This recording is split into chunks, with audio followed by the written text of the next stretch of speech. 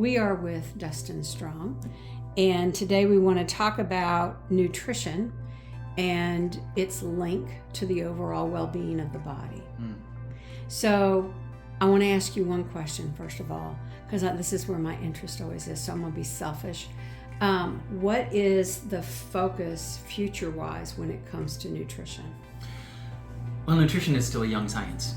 I think there's a lot of determination to be done on what are the appropriate levels of actually wellness when it comes to nutrition, because historically we've only focused on what is the minimum that we need to not be in a disease state. And honestly, that's what the the recommendations are. The daily recommendations are based on that. And what I would like to see, and I really hope that we get to the point is okay, this is the minimum that we need to stop us from being overtly unhealthy. What's the maximum we can reach so we can have complete vitality and actually make sure every part of our body is totally satisfied with nutrition?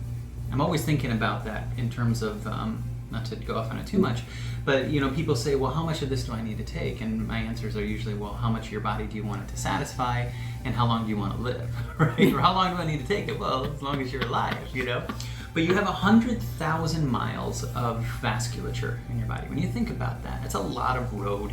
It's a lot of, and 60,000 miles of that, you've got just one blood vessel can go through single file at a time. So it's a lot of traffic.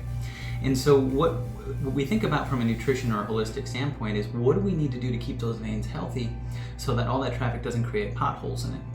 Because the potholes are going to be the things that are going to attract cholesterol or calcification, right, and be causing disease states. And so there's something called the Rutin factor, right? Harvard University looked at 3,000 different chemicals, and they couldn't come up with anything that was better as an antithrombotic, chemical than Rutin. But it also heals the vasculature, which is really kind of cool. And I always think, okay, I want to get enough for, of course, my heart and my organs, but I want it all the way to my toes, because my dad used to say, you die from the feet up. And we see that happen, right?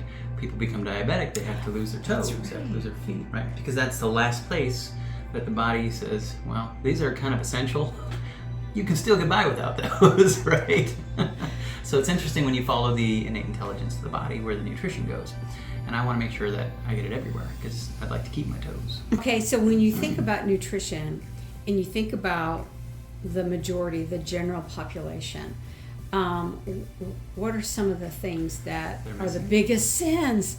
Oh, biggest sins? The biggest sins, or what they're missing, because it's about keeping the whole body healthy. So just if you were just to brush the surface. Well, it's again one of those questions that is trying to be answered right now, because they just want one pill that's going to satisfy all the things that they need. We're Americans. We still don't know all the things that we need. We're still identifying and seeing that different micronutrients and phytonutrients that we didn't really understand were there before. We've had a lot of attention on quercetin, right, in the last couple of years because of the immune aspects of it. But it's just one of multiple, bioflavonoids that you're going to find in whole foods. So there is not perfect diet, but I think we're looking for that. We're looking for what is going to satisfy all of these micronutrients, because it isn't just magnesium. You'll hear somebody talk about 80% of the population is low on magnesium. The biggest sins. Right. And that will affect a lot of things, but you can't just solve for magnesium. You also have to balance these with other things. I think one of the biggest mistakes we make is that we try to solve for vitamin D being low.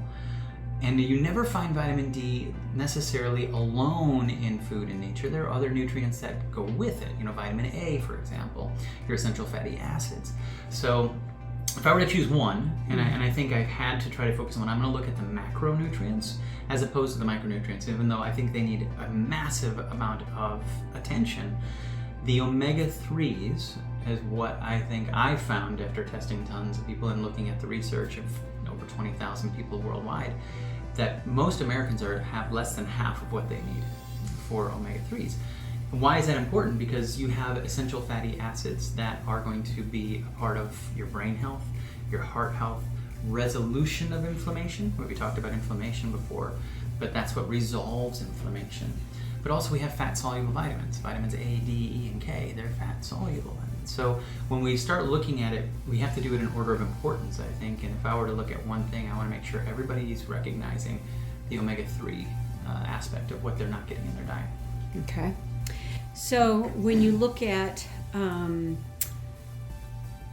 the past and the way that we used to eat hundreds of years ago, if not thousands of years ago. And you look at the potential food shortage that I'm constantly hearing about. How does that, and with the things that they are starting to play around with in the laboratory as far as different types of meats. I mean, that seems to be the next thing that they want to do. Well, they tried to create Soylent, right? This drink that has everything. Yeah. And honestly, I think I'm such a respecter of nature. I think the further we get from nature, the more we start to get ourselves into trouble. Just like being disconnected from being in nature. And the same thing I think goes for food. When we're trying to create a substitute for what nature has provided for us, something's going to go amok at some point because we don't know all of the pieces that are supposed to be in those foods. Unfortunately, there isn't enough respect given to the disease processes that are the result of nutritional deficiencies. So and here's a great example, and we came by it honestly originally, and now I think the almighty dollar may have influenced us a little bit worse. But you take something like wheat, for example, and we used to make bread, and we would eat it within a couple of days, because if you didn't, it would go bad, because there was something, the fat in there, the wheat germ would get oxidized and it would go rancid. You take something out of the ground, it starts to die. I mean, that's how it is, right? You want living things to give you living food. So they removed that portion because now they could put the bread on a truck, get it to the store, sit on the shelf. So from a commercial aspect, it had a much longer shelf life. But we removed a very important piece from that is affecting us. And I think the more we start to do that, we're not going to recognize what it is that we removed or we're trying to replace that our body needs. Man, that's going to be interesting when you think about that, because that's kind of where that is where the headset is, right. Is how do we feed all these people, and we're having problems in growing food. Right. So that's going to open up a whole new there'll be disease states that will not be connected to nutrition, that will be the result of a starvation of some micronutrient to some level or another, or a massive combination of them, in my humble opinion, because I've seen it, and I've seen disease states that are a result of that, and it's not so overt when it comes to that. And the other thing is we used to think that we have over-harvested the Earth's nutrients to get into the food. And honestly, we've discovered that that's actually not the case. The case is that the microbiome of the Earth, right? We hear a lot about microbiome of individuals and probiotics and whatnot, but that is what helps determine how the nutrients get into the plant. That's the magic that takes an inorganic mineral, converts it to an organic mineral so that we can eat it and utilize it. But when we destroy that with pesticides, fungicides, herbicides, all of that, we diminish greatly the ability of that plant to receive the nutrients from the soil. So again, we're hitting a nutrient deficit when we try to do that in massive amounts. So with all of the people that you see, what do you think, when you look at it and kind of put a picture on it, what does it look like? When you look at people that come to you that have these issues and these problems and what have you, and then knowing what you know about nutrition, right? What is the picture? So the first question is, where do you start? Right? Yeah. Because there's almost infinite ways to improve somebody's health and address certain things. But the greatest challenge isn't identifying that and knowing it. The greatest challenge is being able to communicate it effectively to that person so that they will take responsibility for it. Because if they're told something else by an authority figure that they've been told their whole life, no, it's just this is a natural progression. You're supposed to It's develop the belief these system. diseases. Right. And the only antidote to that is bulletproof knowledge, right? You have to get the knowledge to them at a level that makes sense to them and that they can teach it to somebody else. Otherwise, it's just an opinion, right? That's being passed on to them. And it's just my opinion that people are low on vitamin C or whatever. So that's just it. And that's why I do start out with the omega-3s, because I do have a lab that I can show them empirical data so they can see it on themselves, and then I can show them all the research that has been behind it. That's significant research, by the way, that helps them understand it. I think that has really been instrumental in getting people on that. Now, you have to remind them, right? Because they get all excited and they're good for a month, maybe 2 months, maybe 3 months, but then, other things happen. And so even myself, I forget about certain things. I'm like, oh yeah, I used to do that all the time. Now I I remember why. Right? Do you feel like there's so much that you could do that it's overwhelming? Absolutely. And so that's why one of my biggest challenges to myself is to create what I call a perfect day in health, right? What's a day look like where I do everything, where I'm moving myself towards a better state of wellness, and nothing that I'm taking a step backwards. And that's where these immersion weekends are coming to fruition, to be able to try to smash it all into 3 days as opposed to, just thinking about it once every month, So you got a book back there. Yes, the Nutrient Power. I like to use this as an education tool, again, for anybody who comes through the office that is concerned about mental health, right? Because that's kind of one of my biggest ones. I've lost family members and friends to mental health, suicides and homicides. And this is such a great piece of work for people to help them connect nutrition to mental health. I think that's a huge piece that's never talked about. When he looked at 30,000 patients over 35 years, he identified in just his research, now this is just one person, right? So it's not exhaustive. He's not omnipotent. He couldn't pick out everything, but he identified 6 things that he said were the repeat offenders. And I think everybody should know that he said over 90% of those people had low serum zinc levels, right? So there's zinc alone. And it's not enough to just say, well, you're low on zinc, so there's a correlation. Well, why? Right? We need that zinc to create neurotransmitters, to create the conversions of neurotransmitters. So it makes sense on many levels. So I always have people start with this book. He also identified vitamin B6 as being a very, very low nutrient.